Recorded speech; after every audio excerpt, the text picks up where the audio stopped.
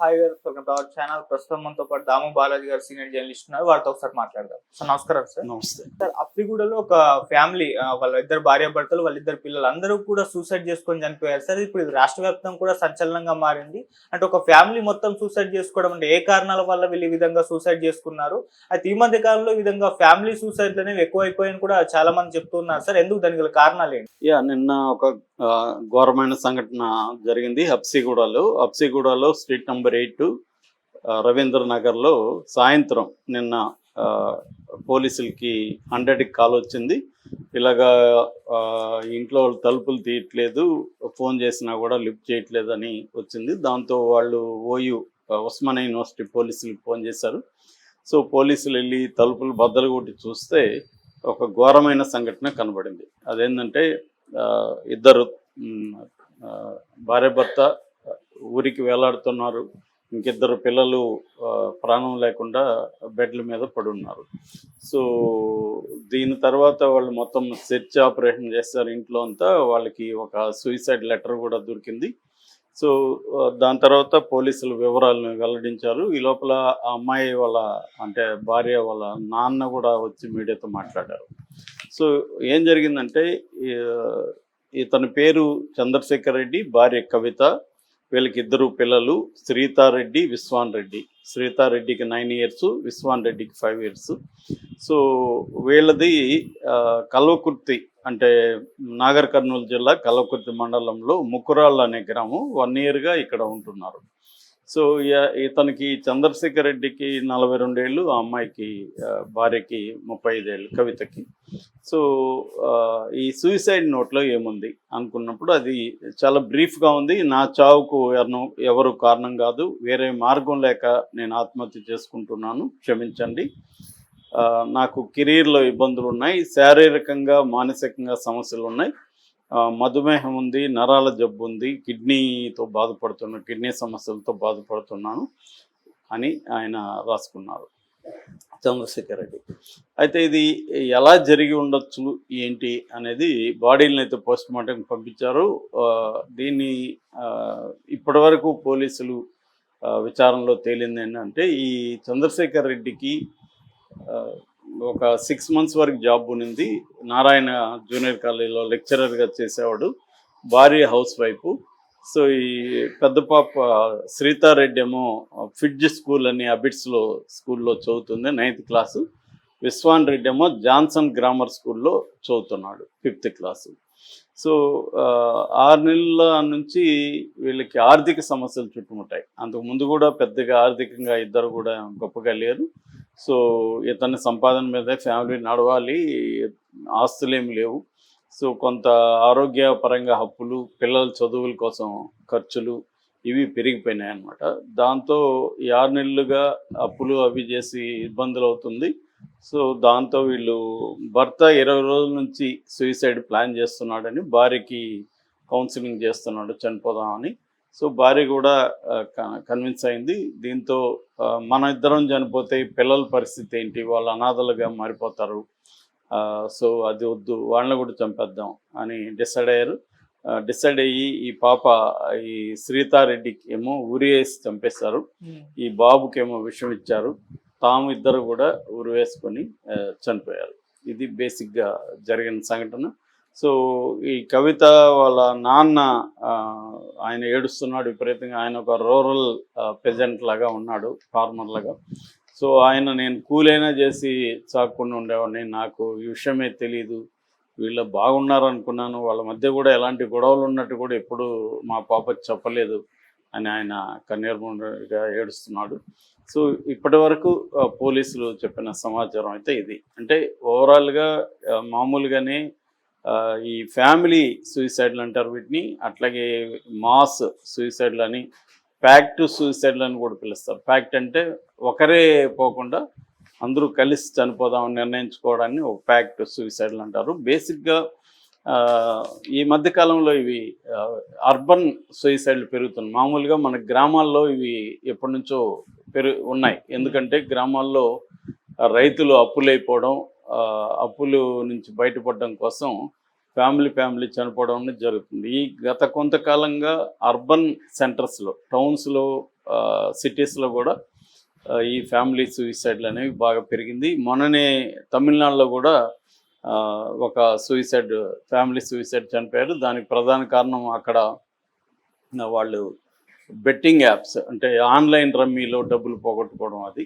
ఈ మధ్యకాలంలో online betting యాప్స్లో కావచ్చు, లేకపోతే ఆన్లైన్ రమ్మీలో ఆడడం కావచ్చు, లేకపోతే లోన్ యాప్స్లో డబ్బులు తీసుకోవడం కావచ్చు, ఇటువంటి వాటి వల్ల అప్పులు అయిపోతున్నాయి. అంటే ఇంకొంత డబ్బులు సంపాదిద్దామన్న దీంతో వెళ్ళడం, అది నష్టాలు రావడం. అట్లాగే ఈ మధ్య డీటెయిల్ అరెస్ట్ అనే కాన్సెప్ట్ కూడా పెరిగింది. మోసగాళ్ళు ఆన్లైన్లో పెద్ద ఎత్తున డబ్బులు తీసేసుకుంటున్నారు. దానివల్ల కూడా సూసైడ్లు పెరిగాయి. అట్లాగే రకరకాల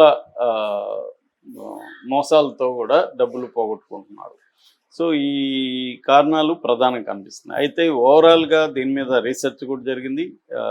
ఈ రీసెర్చ్లు ఏంటంటే ప్రధానంగా ఫైనాన్షియల్ డిస్ట్రెస్ అంటారు, ఎకనామిక్ ప్రాబ్లమ్స్ అనేది ఫస్ట్ కాజు. ఇది మన దేశంలో అయితే 2021లో పెద్ద ఎత్తున చనిపోయారు. అంటే దేశ ఆర్థిక పరిస్థితిని బట్టి కూడా ఇటువంటి సూసైడ్లు పెరుగుతున్నాయి, తగ్గుతున్నాయి అనేది కూడా గణాంకాలు చెప్తున్నాయి. 2021లో కరోనా సెకండ్ ఫేజ్ ఆ టైంలో ఎక్కువ సూసైడ్లు చోటు చేసుకున్నాయి ఇలాంటివి ఫ్యామిలీవి. ఎందుకంటే ఆర్థిక పరిస్థితులు ఘోరంగా ఉన్నప్పుడు వాళ్ళకి హోప్ అనేది లేకుండా పోయింది. ప్రధానంగా ఆర్థిక కారణాలు. రెండవ కారణం హెల్త్ ఇష్యూస్.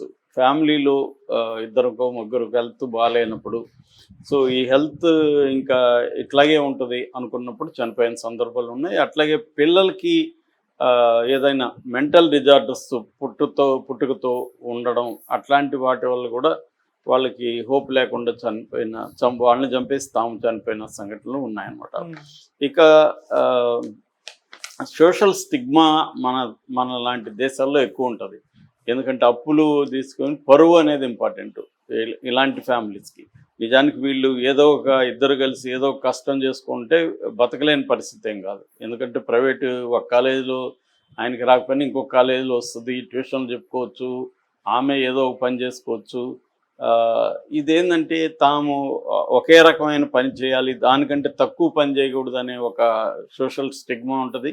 రెండోది అప్పులు ఎవరి దగ్గర అంటే వాళ్ళ దగ్గర చేయలేని పరిస్థితి. ఇళ్లలో చెప్తే తాము పరుగు పోతుందని, ఇలాగా వాళ్ళ పిల్లల్ని చూస్తే ఎంతో ముద్దుగా ఉన్నారు ఇద్దరు కూడా, పాప బాబు, వాళ్ళని చంపాల్సిన పరిస్థితి ఏర్పడింది. అంటే ఇది ఒక రోజులో డిసిషన్ కాదు, కొంతకాలంగా వాళ్ళు దీని మీద ప్లాన్ చేసుకుని మేజర్గా ఇతను ఎమోషనల్గా భార్యని ఫస్ట్ ఒప్పించినట్టుగా అర్థమవుతుంది. అంటే నేను చనిపోబోతున్నానని ఆమెకు చెప్పడం, మీరు చనిపోతే మా పరిస్థితి ఏందని ఆమె అనడం, అలాగా మెల్లమెల్లగా నువ్వు కూడా చనిపో, ఇద్దరం చనిపోతాం, మన ఇద్దరం చనిపోతే పిల్లల పరిస్థితి ఏంటి, అలాగా మెల్లమెల్లగా స్టేజ్ బై స్టేజ్ అతను ఆ ఫ్యామిలీని ఒప్పించే ఇదే జరుగుతుంది. ఎక్కువగా ఎవరో ఒకరు ఇనిషియేట్ తీసుకొని తాము చనిపోయేది కాకుండా మిగతా వాళ్ళు కూడా చంపేయాలని డిసైడ్ అవుతారు. ఇతను కూడా అదే పరిస్థితి. ఇతను ఒక రకంగా భార్య ఆత్మహత్యకి ఇతనే కారణం, పిల్లలు అది ఆత్మహత్య అనలేం, పిల్లల్ని ఖచ్చితంగా ఇద్దరు కలిసి హత్య చేశారు. సో ఎందుకంటే వాళ్ళ ఇచ్ఛాపూర్వకమైంది కాదు, వాళ్ళకి తెలియదు, పసిపిల్లలు, వాళ్ళని హత్య చేశారు. అట్లాగే మెంటల్ హెల్త్ ఇష్యూస్ కూడా ఉంటాయి. అంటే అన్డయాగ్నైజ్డ్ ఇష్యూస్. మనం చాలాసార్లు ఫిజికల్గా ఏదైనా ప్రాబ్లం ఉంటే డాక్టర్ల దగ్గరికి వెళ్తాం, కానీ మెంటల్ దగ్గర ఉంటే వెళ్ళాం. సో ఇదొక మేజర్ ప్రాబ్లం అనమాట. మెంటల్గా డిప్రెషన్ కానీ, యాంగ్జైటీ ఇష్యూస్ కానీ, క్రానిక్ ట్రామా కానీ ఇలాంటివి ఉన్నప్పుడు ఏమవుతుందంటే వీళ్ళు వాటిని డాక్టర్లకు చూపించి మెడికేషన్ కావచ్చు, కౌన్సిలింగ్ కావచ్చు తీసుకున్నప్పుడు ఏమవుతుందంటే ఇవి రోజు రోజుకి పెరిగిపోతాయి. నెక్స్ట్ అంశం media and projection. Social media కావచ్చు, మెయిన్ మీడియా కావచ్చు, ఈ మీడియా ఇన్ఫ్లుయెన్స్ కూడా ఉంటుంది. అంటే వీళ్ళు వేరే చోట ఇలాంటి ఆత్మహత్యలు చూస్తూ ఉంటే మనకు కూడా ఇలాగ సొల్యూషన్ ఉందనిపిస్తుంది. దీని మీద టిప్పింగ్ పాయింట్ అని ఒక బుక్ కూడా ఉంది. మాల్కోలం గ్లాడ్వెల్ అని చాలా కాలం ముందు రాశాడు. అంటే సూయిసైడ్లు కూడా అంటువ్యాధులు లాంటివి, కాంటాజియస్ అని ఆయన రాశాడు అనమాట. ఇది నిజానికి ఇప్పుడుదే కాదు, ఇప్పుడు 18th centuryలో సూయిసైడ్లు ఎట్లా కాంటాజియస్ అనేది గోతే అని ఆయన వెర్దర్ అని ద సారోస్ ఆఫ్ యంగ్ వెర్దర్ అని ఒక బుక్ రాశాడు. అప్పటి నుంచి దీన్ని వెర్దర్ ఎఫెక్ట్ అని కూడా అంటారు. ముఖ్యంగా డేవిడ్ ఫిలిప్స్ అనే సోషాలజిస్టు ఈ సూయిసైడ్ల మీద రీసెర్చ్ చేశాడు. ఆయన ఇది అంటువ్యాధులు అని చెప్తాను. దీన్నే వెర్దర్ ఎఫెక్ట్ అంటారు. వెర్దర్ ఎఫెక్ట్ అంటే ఒక దగ్గర సూసైడ్ చేసుకుని దాన్ని చూస్తే మనకు కూడా సూసైడ్ చేసుకోవాలని ఫీలింగ్ రావడం అన్నమాట. ఇలాగా పెరుగుతున్నాయి. సో ఇలాగే ఎవరికైనా ప్రాబ్లమ్స్ ఉన్నప్పుడు వీళ్ళు సైకలాజికల్ కౌన్సిలింగ్ తీసుకోవాలి. ఇలాగ మాకు చనిపోవాలనే ఫీలింగ్ వస్తుంది అనేది మాట్లాడాలి.